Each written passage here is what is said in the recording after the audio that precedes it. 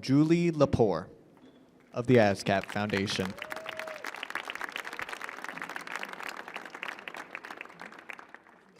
And good evening. As you just heard, my name is Julie Lepore, and I am the program manager for the ASCAP Foundation, a public charity in New York that supports music education, programs across the country, and nurtures aspiring songwriters and composers. Welcome to Songwriters, the Next Generation, a program of the ASCAP Foundation and the John F. Kennedy Center, which tonight and tomorrow night showcases emerging songwriters and composers from the worlds of folk, jazz, R&B, and concert on this beautiful Kennedy Center Millennium stage. Songwriters, the Next Generation was conceived by the late Dr. Billy Taylor, the wonderful jazz pianist, educator, and composer who was an ASCAP Foundation board member and the director of the Kennedy Center's artistic jazz program. With us this evening to introduce our music creator artists and to engage them in a discussion about what is behind their music is an ASCAP songwriter who hosts the nationally syndicated public radio concert program Mountain Stage. He is also a prolific children's music recording artist, and he just released a new CD entitled Live Forever. Please welcome Larry Gross. Thank you very much. Well, great to see all you folks. It's wonderful to be here. They've asked me to host the last few of these, and the ASCAP Foundation does a great job of identifying talent, and you're going to hear some of it this evening. Yes, I just made a CD for the first time in 27 years. There's hardly a reason for me to do that.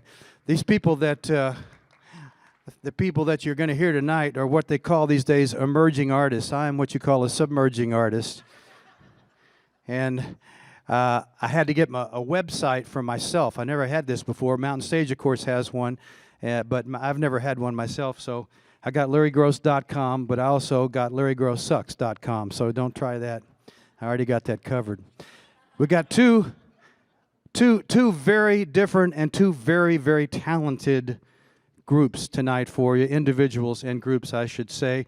This whole thing, Songwriters, the Next Generation by the ASCAP Foundation, was thought about by Billy Taylor. I don't know if you remember the great jazz pianist, Dr. Billy Taylor. He's also a scholar, and he had the idea that you should put a spotlight on, showcase young, accomplished talent. Now, ASCAP is for songwriters, lyricists, composers. However, when they chose these particular folks, they also kept in mind people that can really perform well. And you're going to hear some folks that really can perform well this evening. We're going to start out with a singer-songwriter who's done he's a young man, but he's done just about everything in that world of Americana and folk music and singer-songwriter music. Played all the great clubs, Passim's and the Bluebird Cafe and the Old Town School of Folk Music, the Birchmere here. Played a lot of the great festivals, Falcon Ridge, and down in Kerrville, even the Newport Folk Festival. And he's made a lot of albums that have gotten great reviews. But he also, a few years ago, branched out a little bit when he had his own family, had twin girls, and started writing music for kids and families, too. So he still does both of those things. And he was so good at the family music that in 2013, he was nominated for a Grammy Award, Best Children's Record of the Year, for Singing Our Way Through, Songs for the World's Bravest Kids. One of his kids had a serious health challenge, and as he wrote songs with her and sang to her, he realized also how healing music can be. His latest is called All Kinds of You and Me. It's also a family record, and you'll notice and realize right away one of his great inspirations was Woody Guthrie. And I think you're going to love him as much as I do. Please welcome right now Mr. Alastair Moock.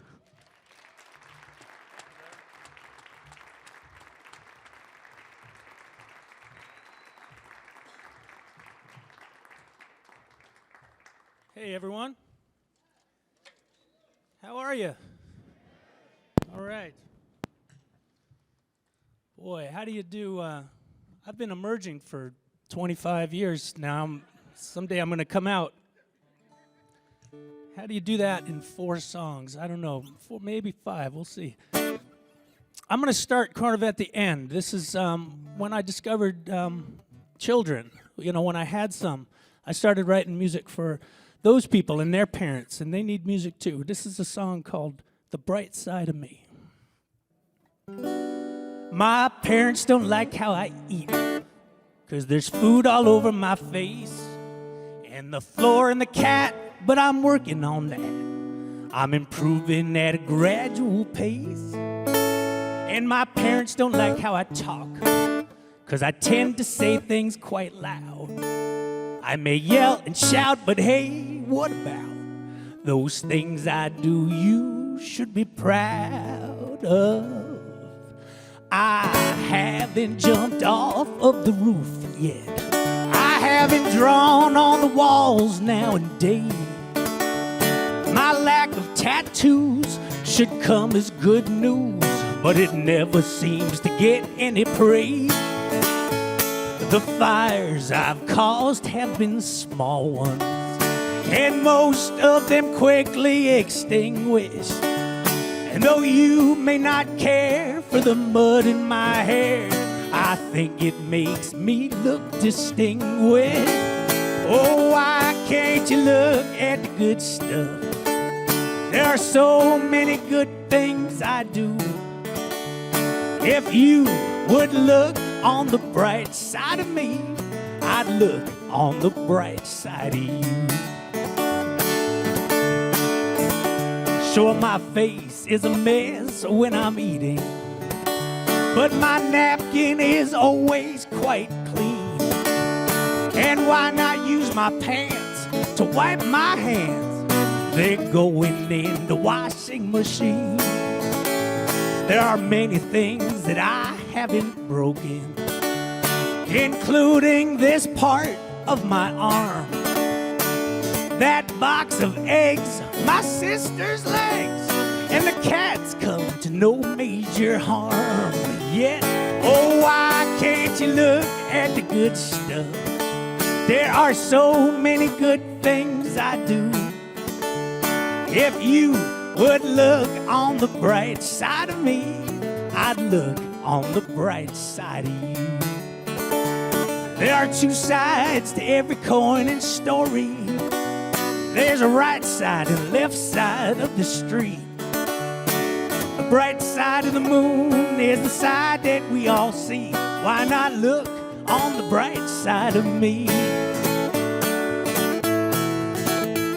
I've never attacked a foreign country or caused the spread of a major disease. In fact, if you'll remember, one time last December, I covered my mouth when I sneezed. I know that I haven't been perfect, but let's just agree to agree that I will look on the bright side of you, and you'll look on the bright side of me.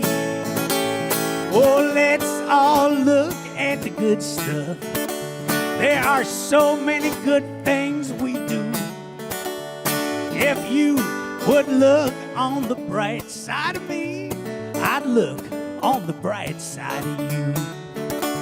Yes, if you would look on the bright side of me, I'd look on the bright side of you.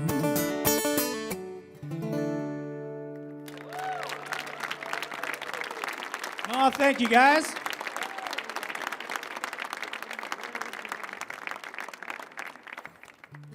Such a pleasure to be introduced by Larry Gross, Mountain Stage. If you have never listened to it, of course you should. It's a wonderful, wonderful program.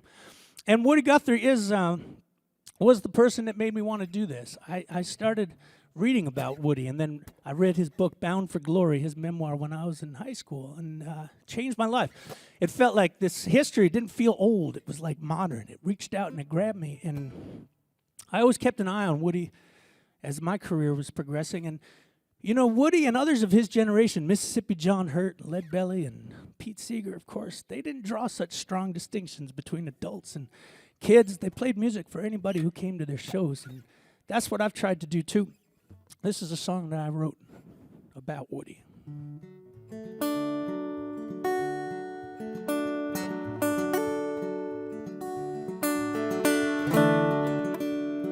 The lights were dark on the night that I left. I didn't leave no note, no forwarding address. I didn't tell them nothing, there was nothing to say. When you tail it to the depot, you're headed on your way. I never felt at ease when I stayed in one place. The dust starts to settle in the lines of your face, and the smile starts to fade when you stare at the wall. This world is full of people, I was born to love them all. Oklahoma never was my home. California never failed to put me on the road. I was chasing down the pages of my story. I was bound to ride that train that's bound for glory. Now my sweet Mary Jennings was as pretty as a rose, and I loved to watch my teeny reach and grab her little toes. But I felt the road a-pulling, and I didn't have the strength to turn my back on history, so on the road I went. Marjorie, you were the one who almost felt like home. You dug under the dirt and you turned over the stone. I could shoulder the injustices that all the world could bring. Why was it so hard for me to wear your wedding ring? Oklahoma never was my home. California never failed to put me on the road. I was chasing down the pages of my story. I was bound to ride that train that's bound for glory. You know, I fought 1,000,000 battles, and I never lost one. It was union to the table, or strike until we won. And kids still sing my songs today, they know them as they breathe. It's a sacred truth to know this land was made for you and me. But don't think that I don't have regrets, I own them wide and deep. A family's about the only thing a man can have and keep. I loved all my children more than I can say. But tell me when fate calls you, how you're supposed to turn away.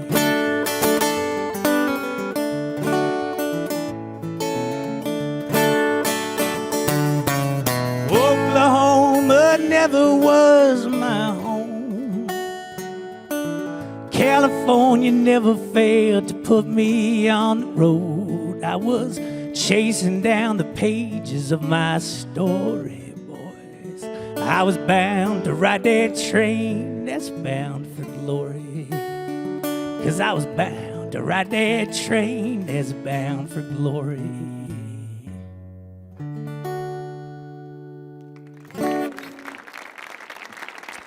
Thank you, guys. You know, one of the things that you need to have children is a woman. And at least it's some part in the process. And I know some women myself. I married one, and this is a song we wrote together. I want to bring out my friend Brett Littlehouse to play a little harmonica with me on this song. Brett's a native DCer. This is first time at the Kennedy Center, right? On the stage. On the stage. Well, me too. How many people here have been here before? It's pretty nice, isn't it? Yeah, we're all emerging. This song's called the Yin Yang Blues.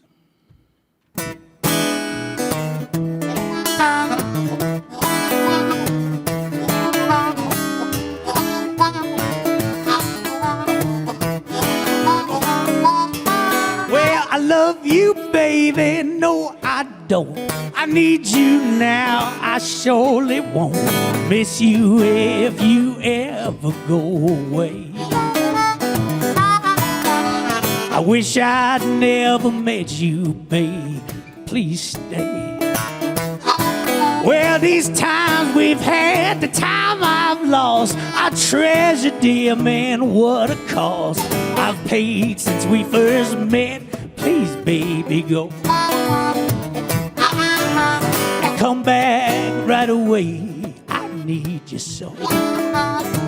I tell you that misery loves company, and baby, you're the one for me. I thought I wanted happiness, I want you even more, I guess.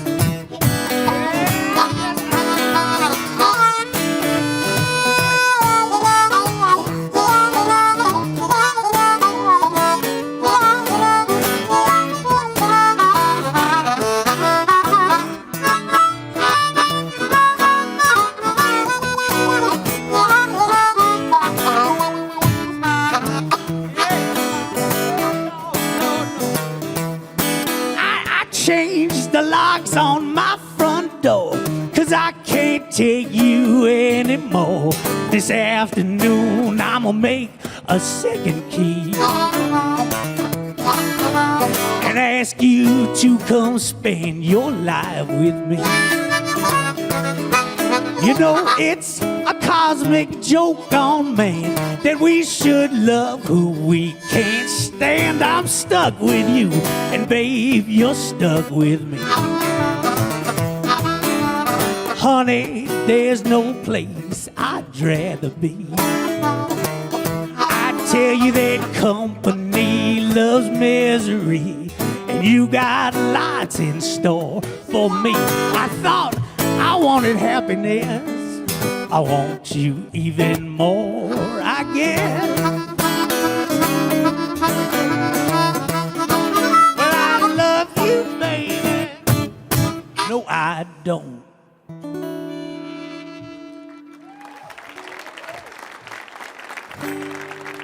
Thank you, guys.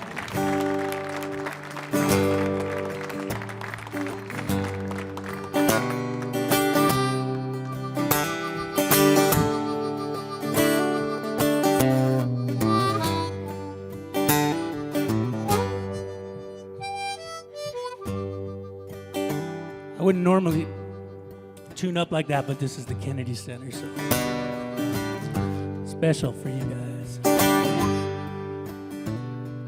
Me and my mouth don't see eye to eye.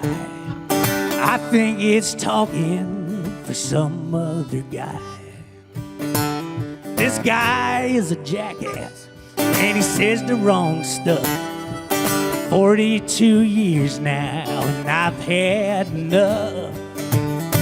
So I'm sewing it up, I'm shutting the door, hiding the key, I'm not talking no more. I did what I could, and I give my best try, but me and my mouth don't see eye to eye.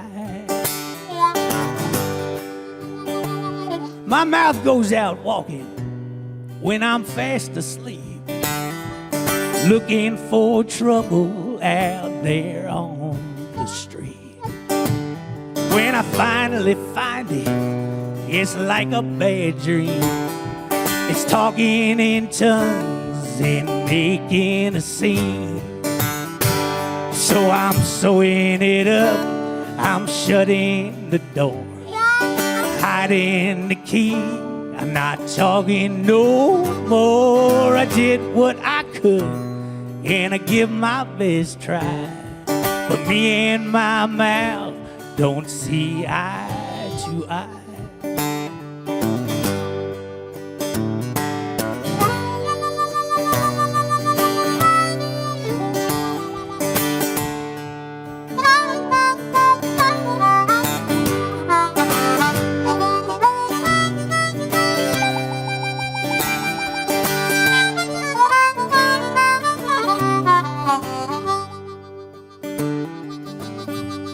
You know, I wrote this song about 10 years ago.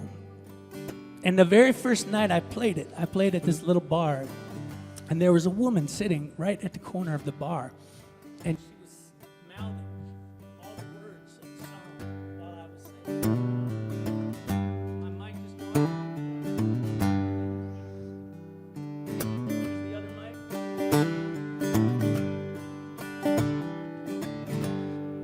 Can you hear me? This would never have happened at Carnegie Hall.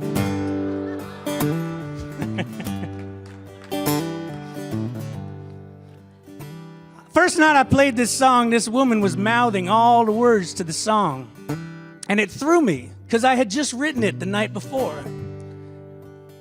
And I started to wonder, did I write that song? But ever since then, I've noticed that there's a whole segment of the population that knows all the words to this song. So I just want to say, if you're one of them, it's okay to sing along. My ears cause no trouble. They hear like a dream. My nose does its best to keep itself clean. And all of my other parts are okay by me. But me and my mouth will never agree. So I'm sewing it up. I'm shutting the door. Hiding the key, I'm not talking no more. I did what I could, and I give my best try. But me and my mouth don't see eye to eye.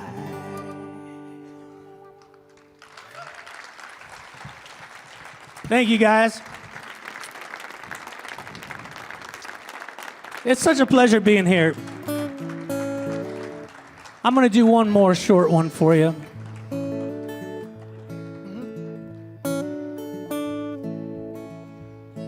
This is a song I wrote after some depression and came back and gave me some new perspective. I'd love for you to sing with me. I won't have time to really teach you all the words, but maybe you can jump on in. It goes, thank you, Lord, for this life you've given me. I wouldn't call it perfect, but it's not all misery. And even if it was, well, it wouldn't be that bad. At least I'll never look back on a life I never had. Yes, and thank you, Lord, for this world in which we live. I couldn't call it perfect, but these things are relative. There's beauty in the mountains, and there's beauty in the sea, and there's beauty out my window when I turn off my TV. Thank you, Lord, for this life you've given me. I wouldn't call it perfect, but it's not all misery. And even if it was, well, it wouldn't be that bad. At least I never look back on a life I never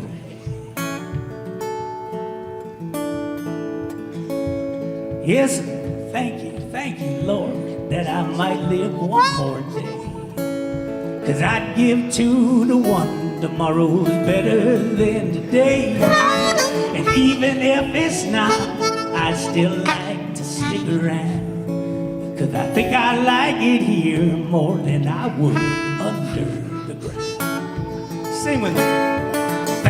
Thank you, Lord, for this life you've given me. I wouldn't call it perfect. I wouldn't call it perfect, but it's not all even if it was. Even if it was, well, it wouldn't be that bad. At least I never look back on the life I never had. Oh, that's beautiful. Yes, thank you, Lord, for blessing my soul. I haven't been perfect, but I'm improving as I go. Thank you for this life that I see with second sight. Thank you for the darkness that led me to that light. One more time. Thank you, Lord, for this life you've given me. I wouldn't call it perfect, but it's not all misery. And even if it was, well, it wouldn't be that bad. At least I never look back on a life I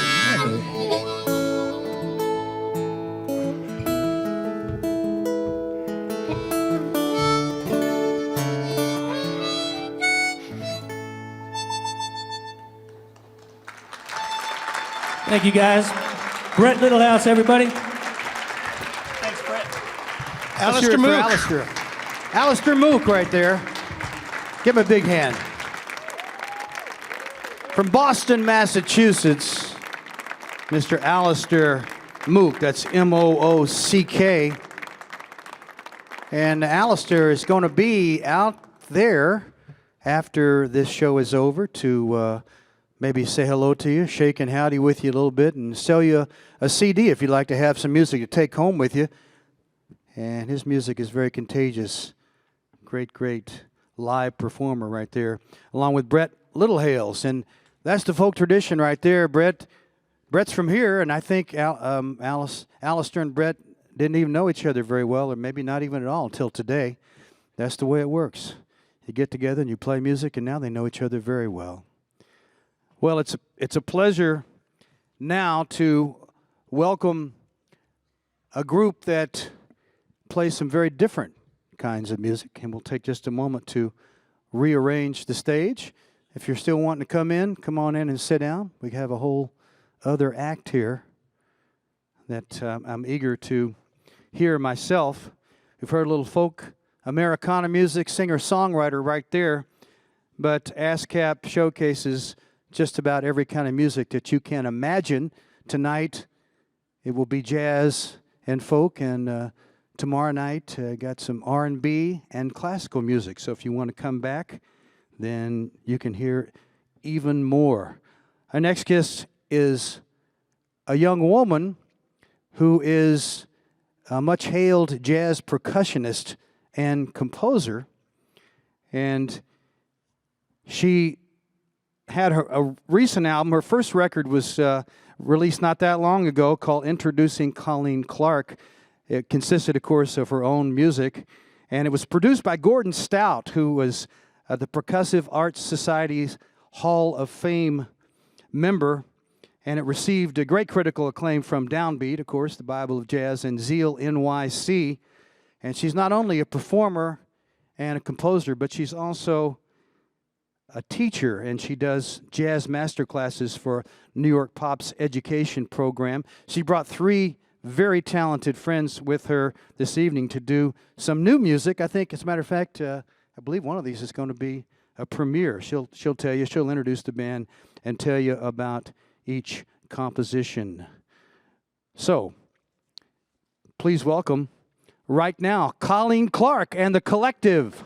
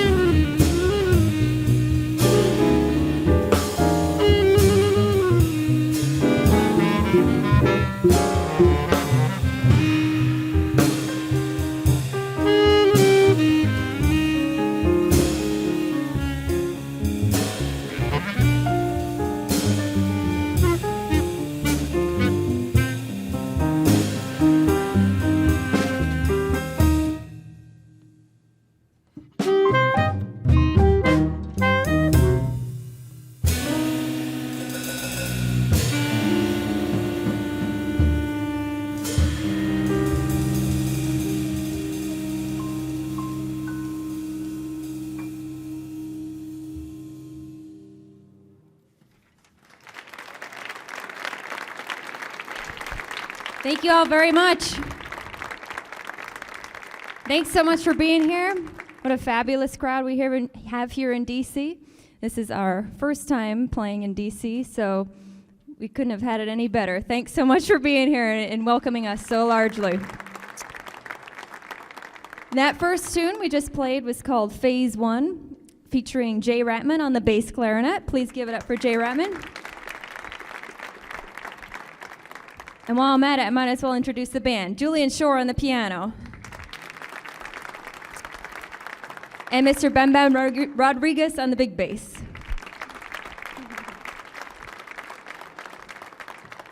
As Larry had mentioned before, we are doing a world premiere, so you are the first ears to hear this next tune. It is called The Satin Republic, and it was inspired, we'll talk about it later, but a lot of my composing happens in my dreams, and then I wake up and transcribe them. So parts of this tune were actually in my dreams, which could be a little scary to some of you when you hear it, but I hope you enjoy it. It'll feature Jay again, but he'll be playing the soprano saxophone. So this is called The Satin Republic, and it is the world premiere.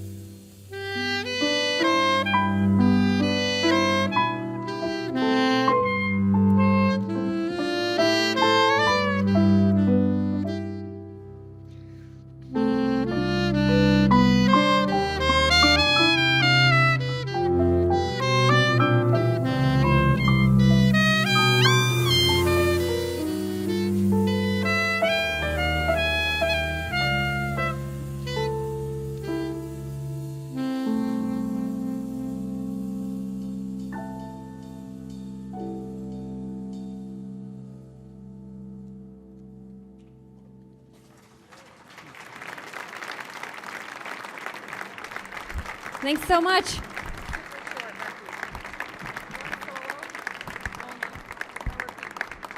Thanks so much. We're going to play one more short tune for you. It's called Refuge. I can't thank everyone at the Kennedy Center, the Millennium Stage, the ASCAP Foundation enough for all the support that you've given us over the years. And for all of you who come out and support live music, we can't do it without you, and we do it for you. So it's great. It's much better if we work in collaboration, isn't it? So thank you so much. We really appreciate it.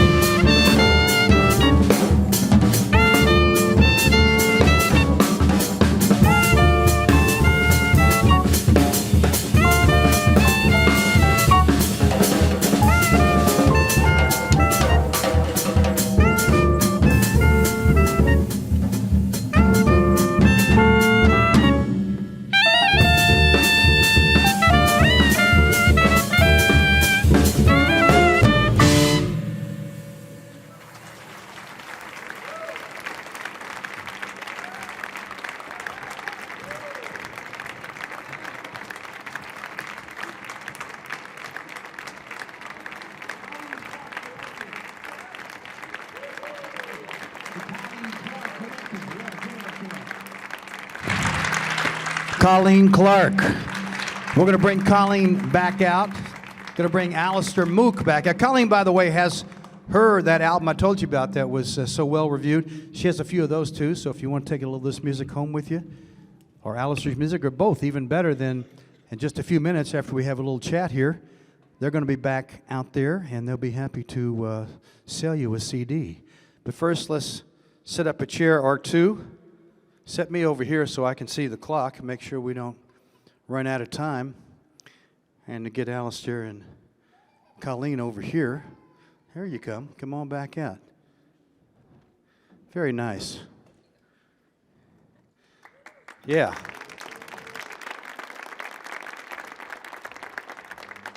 Here, turn around just a little bit so I can see you. There we go. That's good enough. Wow, that was impressive, wasn't it? We were talking great. back there. I was asking Alistair whether he was a trained musician, and he said he did know how to read music. He played cello for a while, but when he picked up the guitar, a whole different thing came into being, the whole kind of tradition of learning yourself and playing yourself. Yeah, kind of resisted it. It's so nice. Thank you to the ASCAP Foundation, which I didn't get to say before, and it's so nice to be able to put this different stuff together. Colleen and I were talking before. We don't get to break out of our little genre boxes as often as I think any of us would like. It's a real pleasure, and that's what we try to do on Mountain Stage, bring a lot of different kind of musics together, because for sure, I don't know about you folks here, but musicians don't just listen to their own kind of music.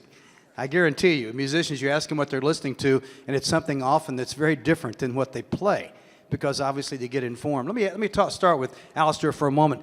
Now, I said you're from Boston. You were born and raised there? No, actually, I was born and raised in New York. Okay, and then you moved to Boston, so my whole career part's been but you out came there. into your own as a singer and all that in the Boston area, which is a hotbed of singer-songwriters over the years. I mean, it's traditional from Club 47, which is now Passim's. You played many times. Many times, yeah. Is that, you felt that had any influence on your music or not?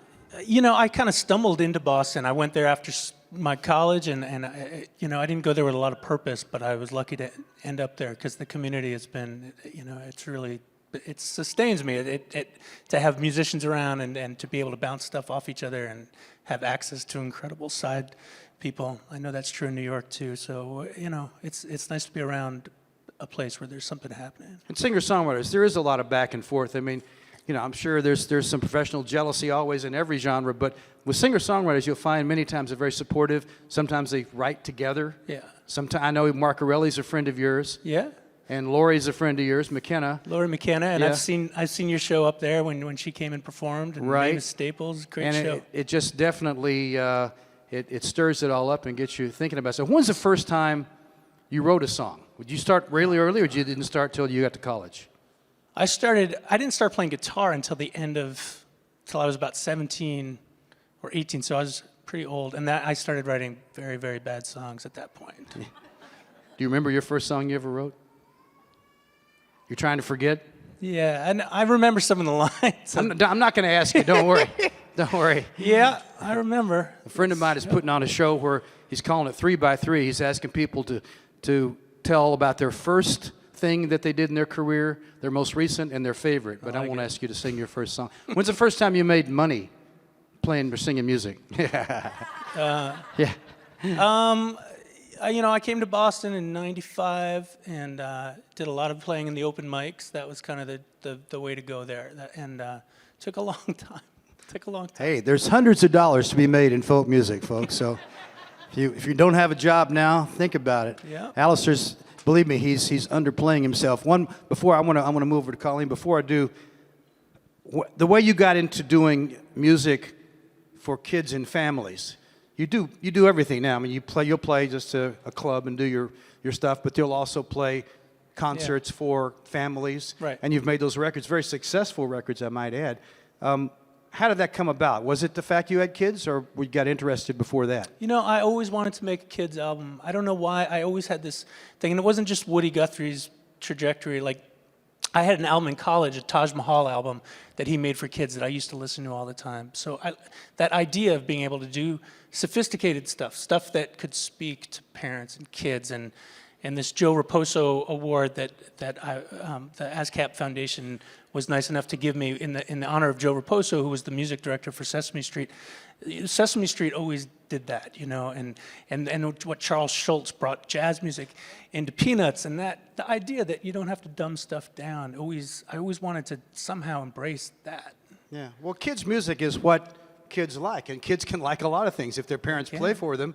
They can like very sophisticated things at a very young age. Right. So it is whatever you make it. Right. And if you want to go on his website, Alistair Moock, and find out the story about his daughter who sadly got cancer, but through this whole process, she's doing fine now.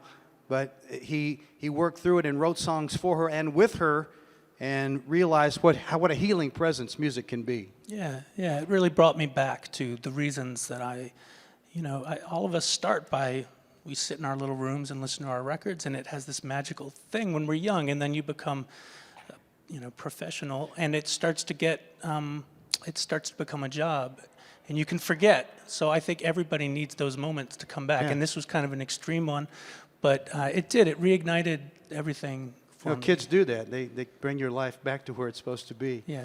Well, Colleen, I know that you think that music can change people, or else you wouldn't be spending time teaching. Tell me about your teaching right now first, then I'll talk about your composing. Right now, I'm teaching through the New York Pops education program, and they have different sites in the Bronx. And so we'll go into we have about 5 sites in the Bronx, and do a themed concert / masterclass, and get kids involved in the concert. So, like you guys, Exactly. like tonight, would go in, do a concert for a school, or just what, a community, or what? School. So it'd be a school auditorium, and the theme would be, sometimes it's around holidays, or we want to teach them about jazz musicians, and we do one about John Coltrane and why was he important, or a specific time period, and we get them kind of involved in that, and we play. There's no dumbing down anything. We play and it's when it's swinging, they really love it. Yeah, what a treat for those kids. This high school level? Oh no, they're little. They're man, what a treat! This is so wonderful. It's what a great idea. I'd like to go to that school. Yeah. No, that's well. I'm sure the question every human ever asks you is that you're a little girl. Why the drums? Well, my dad was a bass player, and he wanted a family band. So my sister played piano, and I was the drummer. And we played at like a 4th grade presentation. I remember it in the gym. Me and my sister and my dad. It was. Now I'm just remembering that. Anybody record that? Oh, I hope not. Yeah. What kind of music were you playing then with your dad? Well, we were doing all like the Chicago, Earth, Wind and Fire, Steely Dan later. So it's like rock pop music. Yeah. I mean, it was all that stuff, The Who, everything. It was great. So then how did that progress into the jazz? I mean, you obviously know a lot about jazz. Your music seems to be informed by a lot of different styles of jazz, as well as modern classical music, at least to my ear. Yeah, well, in that premiere, actually, I have that kind of slow section, and I don't know why, but it was my ode to Percy Grainger out of nowhere. I don't know. It was kind of I love classical music. I was classically trained as well, and on marimba, and did a classical percussion undergraduate degree. So I got to play in an orchestra and wind ensemble, and really got to play a lot of different music, and so I learned a lot. And you'll hear aspects of all that stuff kind of within my music. Yeah. I think, tonight we heard. If you know anything about any of that music, you could hear little hints, and of course, very uniquely done because it's original. You told me you're going to go back to school now, is that correct? Yeah, the plan is to go back to school soon. I'm not sure what's going to happen, but that is the plan, to do some more studies. Well, a person who's already on the road to a career in performing, why would you want to do that? I want to be a professor. I want to get into academia and be able to teach and hand down our craft, especially as jazz musicians. It's the true American art form. Jazz was born here in the U.S., and it's our job to pass it down like all music. And it's very important for us to do that, and I would love to do that for future generations. Well, you did a wonderful job tonight, Alistair, Colleen. Thank you so much. How about one more big hand? Alistair Moock, Colleen Clark. They're going to be out here. You can say hello to them and perhaps pick up a CD. Thank you all so much on behalf of the ASCAP Foundation and the Millennium Stage. Good night. Hey, everybody. I just want to take a picture of you. Could you just say hi to my kids for me? All right. Thanks very much.